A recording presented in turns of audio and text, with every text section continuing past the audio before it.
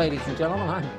I'm Bob at Channel 23, and we're just having a little meal here. This is the Faces of Carlsbad. It's really not our food program, but when you see our program today, you're going to get hungry. Anyway, we're sponsored by Intrepid Potash, and Channel 23 wants me to call the waiter over. Waiter, would you come and get this, please? Certainly, sir. Thank you, sir. Thank you, sir. Is there a tip or anything? No, I don't have any money. Okay, thank you. What's new?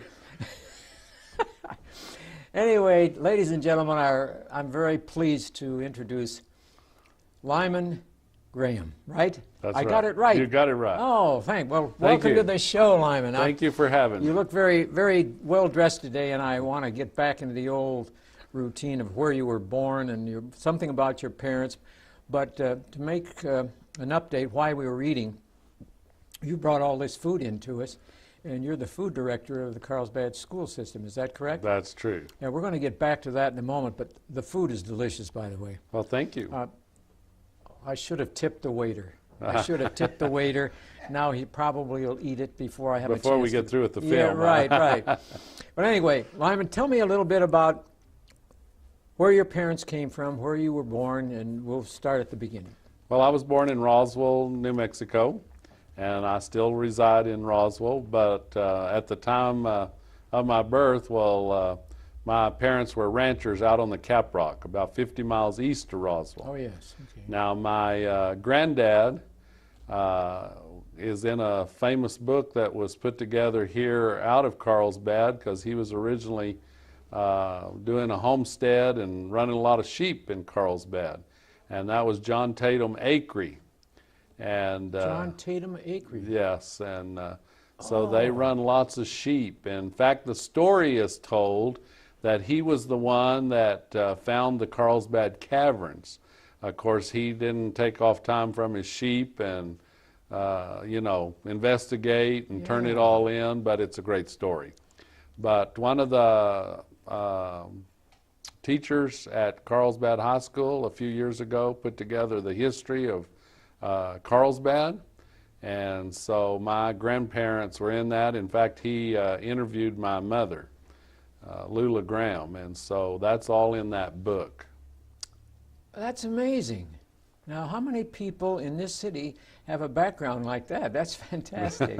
Well, I don't know. That doesn't really get me back to Carlsbad, but of course, they had left Carlsbad at the time and was ranching out on the Caprock. Mm-hmm. But when I came really to work in Carlsbad was 13 years ago. And at the time, Vernon Asbill, Senator Asbill, was superintendent of schools here, mm-hmm. and brought me in. And I've been working for Carlsbad schools for 13 years now. So let me ask you this. Do you drive down every day? Or?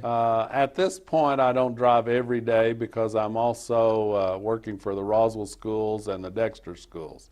The first 6 years that I came to Carlsbad, I came every day they had school. So. Well, let me backtrack a little bit. What got you interested in food in general? Well, the reason I'm asking that, Lyman, is because I don't even know how to do anything except heat tea. Well, that's a start.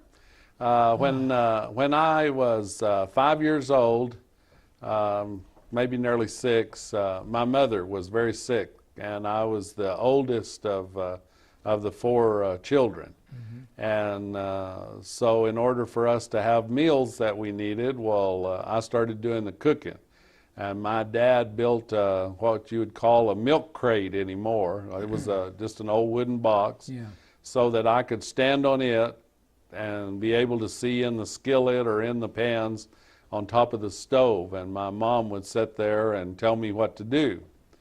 And that started my cooking career. After that, I never thought about cooking. I married out of high school, thought I'd ranch all my life. Then ranching went bad, and I bought a restaurant in Tatum and one in another place. And every time I'd sell one, I would say I'm never going in food service again. But in 90, I believe it was. I had a good friend that was working for the Dexter schools, and he said, I've got some maintenance work down here. Would you be interested in coming and helping me? Uh-oh. So I agreed to go help him till I found another job. And I didn't know, but he was going behind my back to the superintendent of schools there and telling him, you need to get this guy to run the cafeteria. Oh. And so that started my school food service profession. Dexter, yeah. In Dexter. Your mother, she was ill, you say, At the time, yeah. and she told you basically what to do, Right. how much to add here, and What to put in and how to do this, and she must have been an absolutely wonderful cook. she was. But your dad, he did the heavy work of getting something so you could stand up. Well, and yeah, do he it. fixed a box for me to stand on so I could, you know, as a child, the fire's up above your head or Yeah. what, and so you have to get above that. And, Well, she must have So- trusted you more about cooking than she would Dad, huh? well, Dad was busy running the ranch and out, you know, tending to the cattle and the stock, and so if we were going to have food at the time, well, somebody needed to be doing it.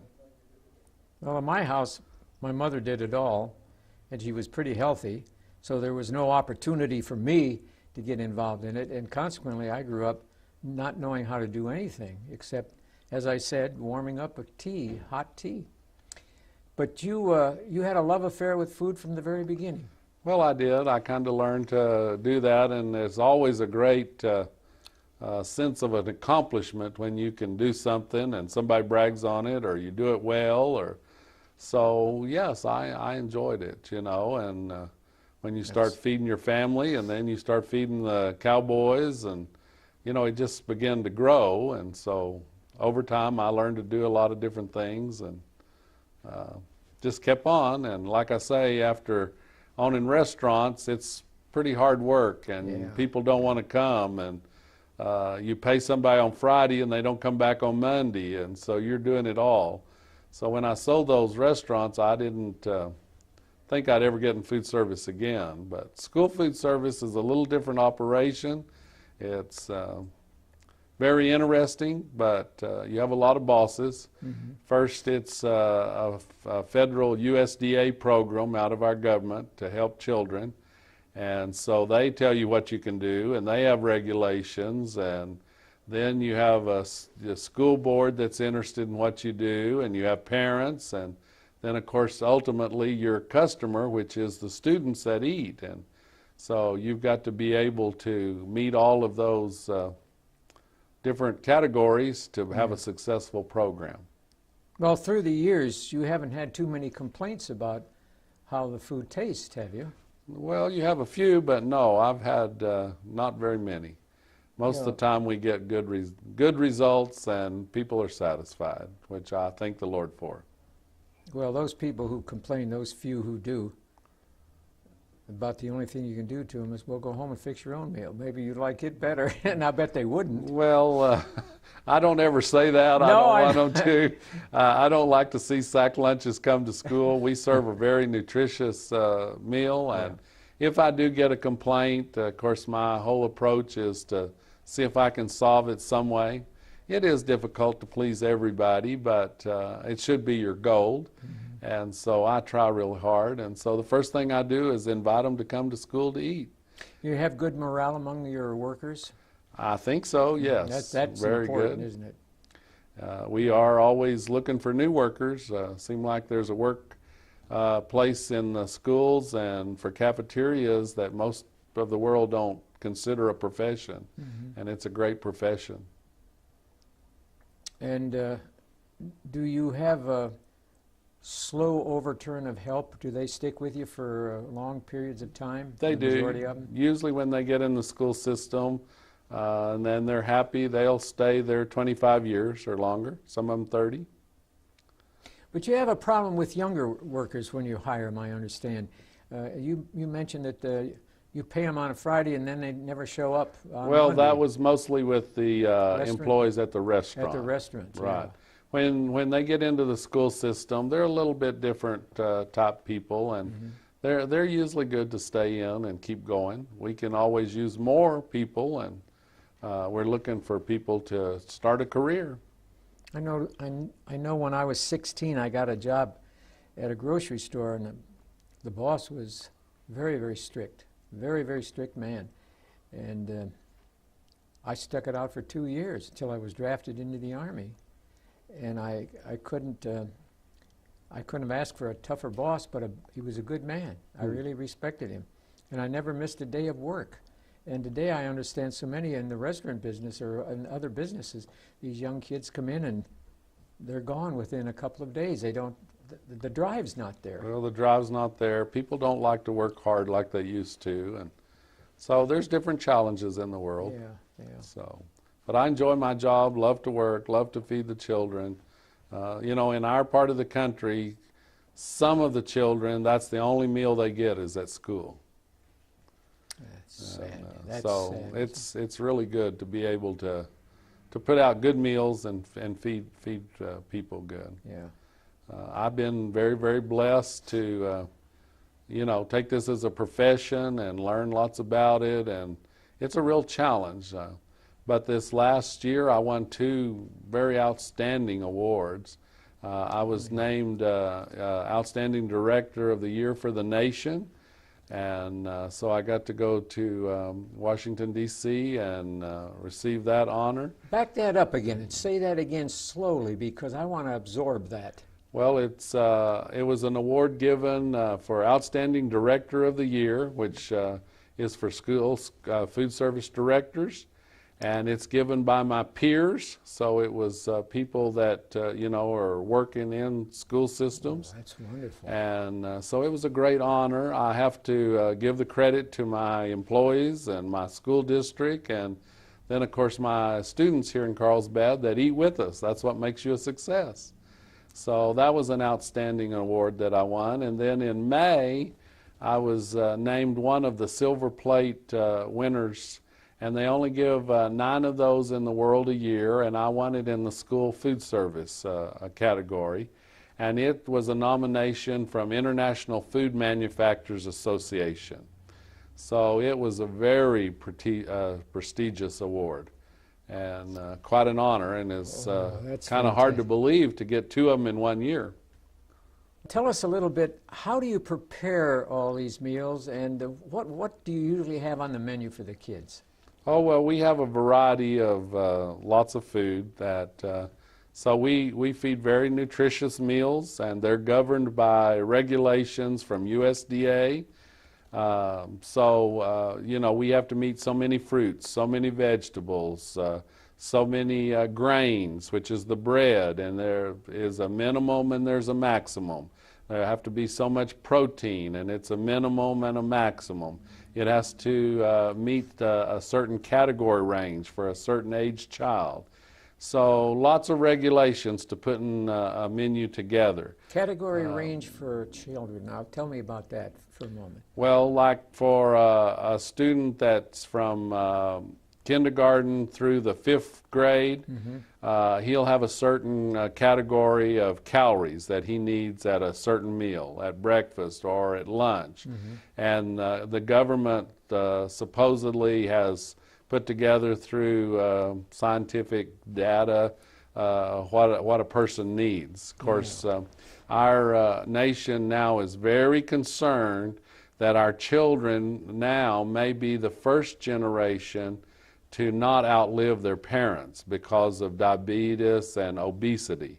So the government is very concerned about us overfeeding a child. So we're limited in how much bread and how much meat and how many calories. So at this point, you know, they really want us to offer an unlimited amount of fruits and vegetables and limit the amount of breads and proteins. And so it's a big challenge making menus. Now we try to give them a variety of menus where it's got to be kid friendly. So yes, they do like chicken nuggets, but then what do you put with them? And you know, how do you make it a balanced meal? And of course, in our school district here in Carlsbad, we don't fry anything. Oh, you don't? Everything is oven baked, and So we've done a lot of things to try to upgrade the nutrition. This year in 3 of the elementary schools, we've put in salad bars where the students can come and pick their own green salads and their vegetables and fruits that we have. So we're trying to see how this works. Now there's another piece to the puzzle. On a student that's supposed to receive a free meal, and then the government gives me about $2.85 to prepare that meal. That has to pay for my labor and my equipment and the food.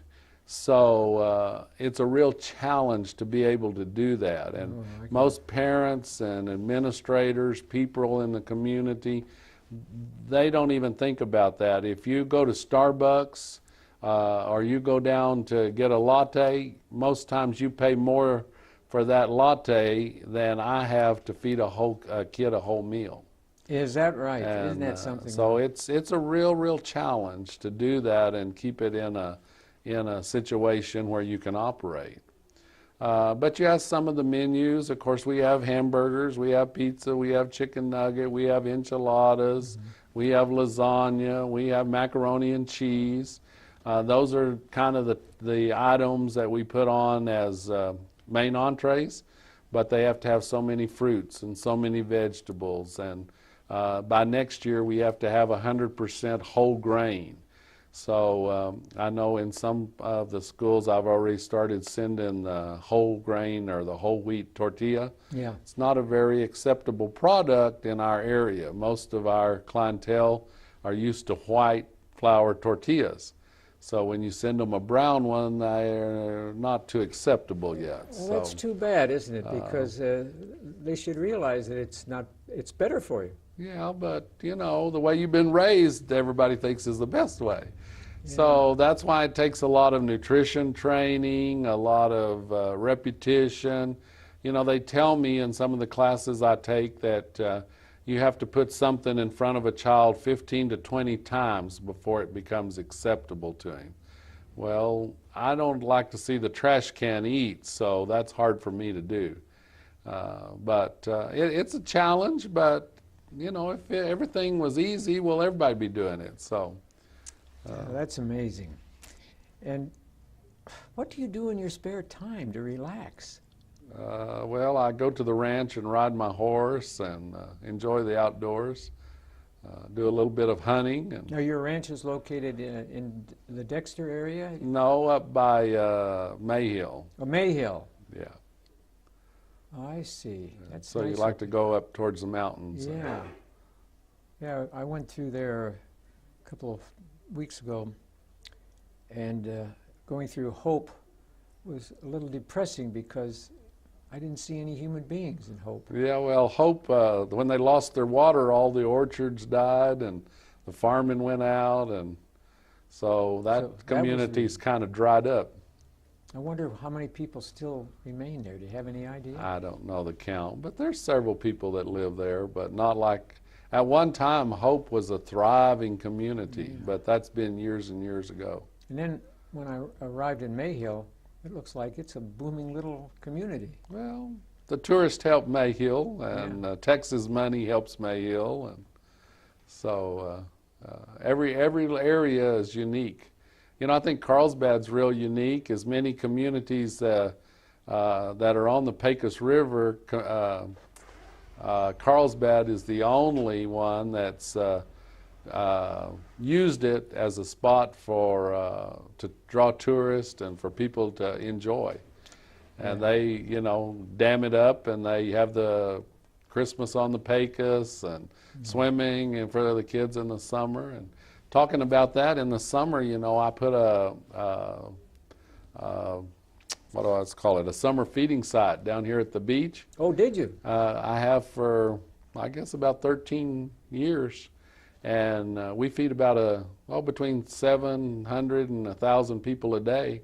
We grill hamburgers and hot dogs for them and green chilies and make a complete meal. Every student 18 and under can eat free, and adults come and buy theirs at $3.35. Oh, my goodness. So it's a good program for the community. Do you ever serve any vegetarian pizza? I have. It's not popular in our area, but yes, we do. That's what I eat. I'm a vegetarian. You're a vegetarian? Yeah. Well, most people in our area are not vegetarians, but we No. do have a few, and we have a few requests for those meals, and we try to accommodate. I think it's growing a little bit. I see more and more vegetarian areas in airports when I travel anymore that I never saw before. So I think there is a certain group that has decided maybe we've been going in the wrong direction with eating too much of what we shouldn't be eating. And I don't know, I see that in a lot of restaurants and airports anymore where I never saw it before. But have you noticed a change in the kids' the eating habits of children? Are they starting to lose a little of their overweight problems? That I don't know. I don't think we have. I don't think we've made the changes enough for me to be able to say that one way or the other. Yeah. I think the biggest problem is not really what you eat. I don't think there's really a bad food. That's my belief. Mm-hmm. But you ought to eat everything in moderation, Yeah. and you ought to be moving. You know, when I grew up, we worked hard from daylight till dark. We ate whatever we wanted or had, and we were very healthy. We were moving, though. I can remember when we were out playing in dark, and you know, you got called. Dad come and yelled, "Get in here before you step on a snake. You know, you're out too late in the dark." It's, you know, but we were busy running and playing. Yeah. Well, nowadays, you know, the biggest energy that most kids expel is the two thumbs on a little computer deal, or the TV controls. We don't even get up to change the channel anymore. No, I know it. Isn't that sad? And so the biggest problem is really not what we eat, it's about our movement. You hit the nail right on the head. So The movement is more important, but I see them even when they go with their parents to stores. They'll sit down someplace and get that computer out. right. And Well, it's just changing generations and Yeah. the way we go. Yeah. But, you know, people ought to put their life and their health first. And so then add these blessings that our nation has on top of it. But we shouldn't let it control us. So you've been working in the Carlsbad district 13 years, did you say? 13 years already, yes. And Superintendent Asbill was the one who brought you in. He's yeah, Senator Asbill brought me in. He was superintendent at the time. Mm-hmm. And Nice gentleman. very nice Very gentleman. nice person to deal with. I enjoy working for the schools. You Yeah. have a good school system here in town, and they work very hard to put the children first. And I just think Carlsbad should feel very blessed about their school system. So when you relax and sit back at home, do you spend time just watching TV, or do you read a little bit about... I read. I'm not much of a TV person. Yeah. But when you do a school job, time you get home, well, you're ready to check out. My day usually starts about 4:30 or 5 in the morning and Oh, ends my. somewhere about 10 at night. Oh, my goodness. So, you know, when you think about school programs, most people don't realize that here in Carlsbad that, you know, you're feeding up to 5,900 and some children twice a day. We offer breakfast to every one of them, and we offer lunch to every one of them. So a lot of the ladies go in the kitchen at 5:30 in the morning. So if I'm supervising them, I'm usually in some kitchen by 5:30 every morning. Oh, my goodness gracious. And we do, you know, it's a lot of work, ordering the food in, keeping it in budget, getting it out to the schools, making sure you have enough staff to cook it and serve it. And so it's a big operation. People don't realize all of that. Waiter, come here, please. Yes, sir. Could we have the tray back again? That's it, sir. I thought you'd want it back. Who's been eating all the delicious food here?